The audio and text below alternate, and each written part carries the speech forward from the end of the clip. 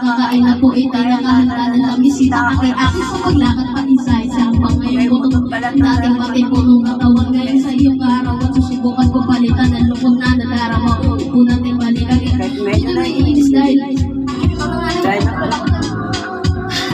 isang gabi ako na lumapit ako sa iyong gabi. Wait lang.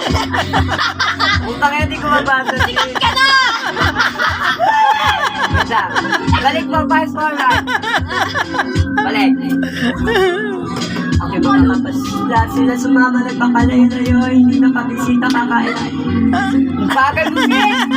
Sa paglakad pa isa-isa ang pangayon ko nung balat ng dating matipunong katawan ngayon Kaya sa iyong karawan, susubukan ko palitan ang lungkot na nadarama, huwag na po natin balik. Kahit medyo naiinis, hindi dahil sa nagka-cancer, kahit dahil pagka... binabasa lang! Alam! Grabe, hindi ko talaga siya mabasa.